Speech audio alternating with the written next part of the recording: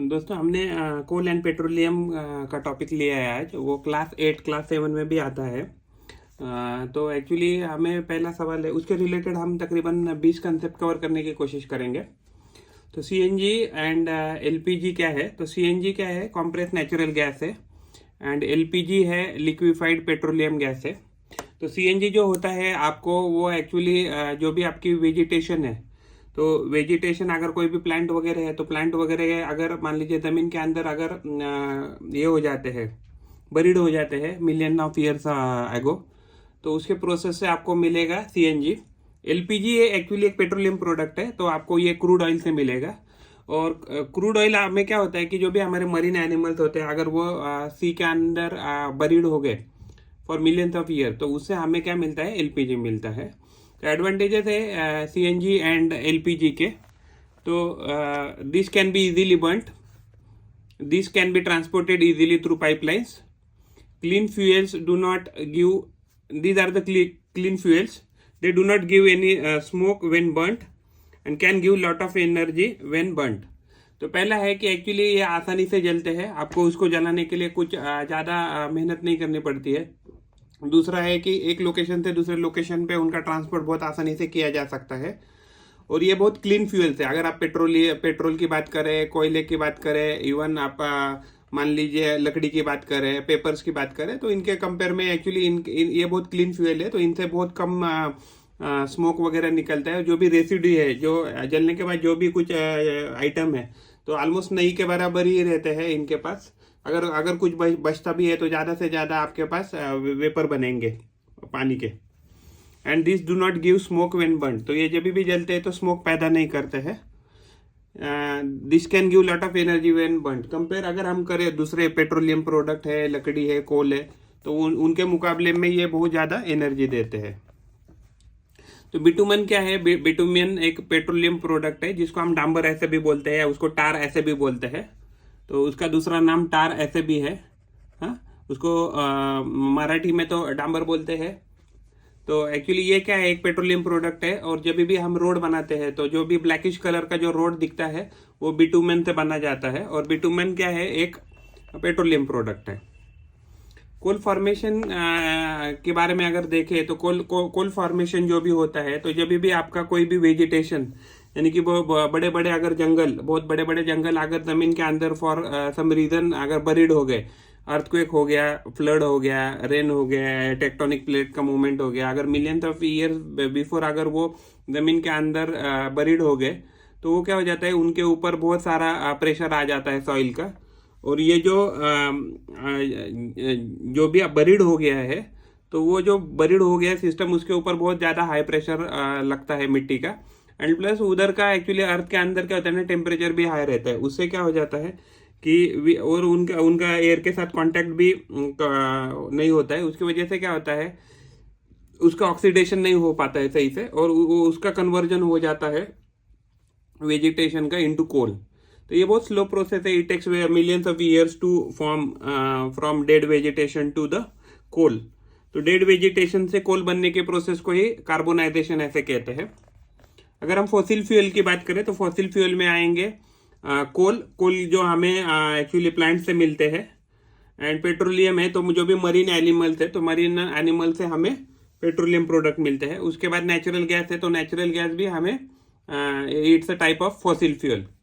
Refining की एक process define की है। तो रिफाइनिंग क्या होती है कि जब भी हमारे पास क्रूड ऑयल, क्रूड है, क्रूड पेट्रोलियम या क्रूड ऑयल बोलिए, तो उस क्रूड ऑयल से क्या होता है? हम अलग अलग प्रोडक्ट निकालते हैं। तो कौन कौन से प्रोडक्ट आते हैं क्रूड ऑयल से? तो मेजरली हम जो यूज़ करते हैं, पेट्रोल है, डीजल है, फिर उसके बाद केरोसिन है, उसके बाद एलपीजी है, उसके बाद पेट्रोलियम जेली है, और उसके बाद नेफ्थलीन बॉल वगैरह है, कुछ मेडिसिनल चीज़ें हैं, उसके बाद कुछ पेंट वगैरह है जो हम पेट्रोलियम प्रोडक्ट से डिराइव कर सकते हैं।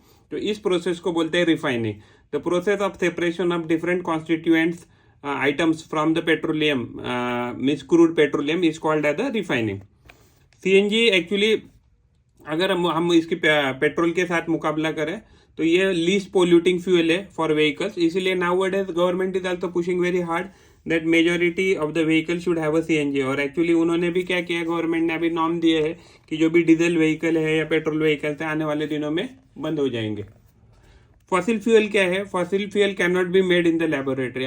मीन्स मान ऐसा नहीं है कि हम पेट्रोलियम प्रोडक्ट बना नहीं सकते, लेबोरेटरी में बना सकते हैं, बहुत कम क्वांटिटी में बना सकते हैं। और दूसरा क्या है कि उनको बनाने में जितना खर्चा आएगा उससे कई गुना हमें कम प्रोडक्ट में आउटपुट मिलेगा, जिससे अगर हम बनाने की कोशिश भी करते हैं लेबोरेटरी में तो वो कॉस्ट इफेक्टिव नहीं रहेगा। तो यानी कि उसका टेक्निकल या कमर्शियल एस्पेक्ट में बात करें तो टेक्निकल या कमर्शियल इस एस्पेक्ट में उनका कुछ हमें फायदा नहीं होगा। CNG is much lesser polluting than petrol. तो अगर पेट्रोल हो गया, डीजल हो गया, उसके बाद केरोसिन हो गया, फिर कोल हो गया, लकड़ी हो गया, पेपर हो गया, इन सब की अगर मुकाबला करें तो उसमें सबसे ज़्यादा actually CNG least polluting fuel है। फ्यूल क्या है? एक्चुअली एक ऐसा सब्सटेंस है कि जो जलाने के बाद आपको हीट भी मिलती है और लाइट भी मिलती है, तो इस सब्सटेंस को फ्यूल ऐसे कहते हैं। जो भी हमारे पास अवेलेबल कोक है, सॉरी कोल है, तो उस कोल को अगर हम सही से केमिकल रिएक्शन उनकी करें तो एक प्रॉपर अंडर सुपरवाइज कंडीशन उस कोल से हमें कोक मिलता है। तो कोक क्या है कि it is almost pure form of carbon. तो किसी भी मटेरियल में अगर बहुत कार्बन का कंटेंट बहुत ज़्यादा है तो वो अच्छा फ्यूल माना जाएगा, क्योंकि उसमें क्या हो जाता है कि आपको बहुत सारा एनर्जी कम क्वांटिटी में मिलता है। बट कार्बन एक्चुअली जलाना it's a very polluting thing. अगर आप किसी कार्बन प्रोडक्ट को जलाने की कोशिश कर रहे हैं और उससे अगर एनर्जी प्रोड्यूस करने की कोशिश करते हैं तो it is very polluting for the environment. जो कोल टार होता है, तो कोल टार भी बिटुमेन जैसा ही दिखता है, उसका पर्पज भी ऑलमोस्ट बिटुमेन जैसा ही है। बट कोल टार के केस में क्या है कि coal tar is very polluting compare to bitumen. इसीलिए क्या कहते हैं, जब भी हम रोड वगैरह बनाते हैं या रोड सरफेसिंग करना है तो रोड सरफेसिंग जो भी करते हैं तो उसके लिए बिटुमेन ज़्यादा यूज होता है कंपेयर टू कोल टार। तो दिखने में है और रहने में एक्चुअली दोनों का पर्पज ऑलमोस्ट सेम ही है। तो जो कोल टार है तो ये एक्चुअली बहुत अलग अलग सब्सटेंस से बना रहता है। केरोसिन जो है वो एक फोसाइल फ्यूल है। केरोसिन, पेट्रोलियम, डीजल, एलपीजी, ये सब क्या है? ये फॉसिल फ्यूल है। इवन आपका कोल भी एक फॉसिल फ्यूल है। Fossil fuel are exhaustible. Fossil fuel क्या है कि फॉसिल फ्यूल बनने के लिए मिलियंस ऑफ ईयर्स लगते हैं। उसके बाद जो भी है वो जो प्रोसेस है वो बहुत स्लो प्रोसेस है। मिलियंस ऑफ ईयर्स के बाद बहुत under very high temperature and very high pressure वो कन्वर्ट हो जाते हैं इनटू पेट्रोलियम प्रोडक्ट। और ये आसानी से लेबोरेटरी में बनाए नहीं जा सकते हैं। Fossils are limited. एक्चुअली जो फॉसिल्स के स्टॉक्स है ऑल ओवर वर्ल्ड में वो लिमिटेड है। तो जिस रेट से हम उनका कंजम्पशन कर रहे हैं, तो with that high rate consumption in coming days we will not be having any fuel for the use, specially the fossil piece will not be having for the use.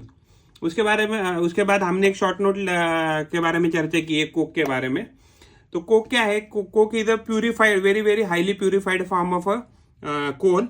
It is a very tough. It is a tough material. It is a porous material. It is a black in color, and the uses of the coke is in the manufacturing of the steel as a fuel also, and as a reducing agent also, and actually in other extraction of metals. यानी कि जब भी हमें कोई purification करना है metallurgy की अगर प्रोसेस में, अगर हमें कोई मटेरियल को प्रोसेस करना है और उससे कुछ इम्प्यूरिटी अगर हमें दूर करनी है, तो इस प्रोसेस में भी एज ए रिड्यूसिंग एजेंट बोल के हम कोक का इस्तेमाल करते हैं। अगर हम पेट्रोलियम फॉर्मेशन की बात करें तो like same as like a coal, but इस केस में क्या है कि पेट्रोलियम प्रोडक्ट जो होते हैं हमें वो मरीन एनिमल से मिलते हैं। तो जो भी डेड मरीन एनिमल्स समुद्र तल में या सी फ्लोर पे जमा होते रहते हैं, तो मिलियंस ऑफ ईयर्स के बाद उनके ऊपर बहुत सारा क्ले सैंड जमा हो जाता है, और under that very high pressure and very high temperature and in the absence of air, in the lack of air, तो वो क्या हो जाता है कि जो भी आपके मरीन एनिमल्स है वो किस में कन्वर्ट हो जाते हैं? पेट्रोलियम प्रोडक्ट में कन्वर्ट हो जाता है, और आपको क्रूड ऑयल मिलता है उससे। तो इंडस्ट्री में क्या किया जाता है, कोल से हम कोक बनाते हैं, और इस कोक का कार्बन कंटेंट बहुत बहुत हाई होता है, and it is a very good fuel for the industrial purpose and even for the domestic purpose. And coal की अगर बात करें तो कोल वेजिटेशन से मिलता है। जो भी हमारे प्लांट्स वगैरह है तो वो बरीड होने से हमें क्या मिलता है? तो कोल मिलता है। अगर पेट्रोलियम प्रोडक्ट या क्रूड ऑयल की बात करें तो ये जो भी है तो वो मरीन एनिमल जब भी जमीन के अंदर बरीड हो जाते हैं तो उससे हमें पेट्रोलियम प्रोडक्ट मिलते हैं। कोल टार की बात करें तो कोल टार से हमें नैप्थलीन बॉल मिलते हैं, और वो नैप्थलीन बॉल हम घर में जो भी हमारे पास इंसेक्ट है या पेस्टिसाइड वगैरह है तो उनको रिपेल करने के लिए हम घर में यूज करते हैं। तो मॉथ रिपेलेंट बोल के भी हम कोल टार यानी कि नैप्थेलिन बोल के इस्तेमाल करते हैं।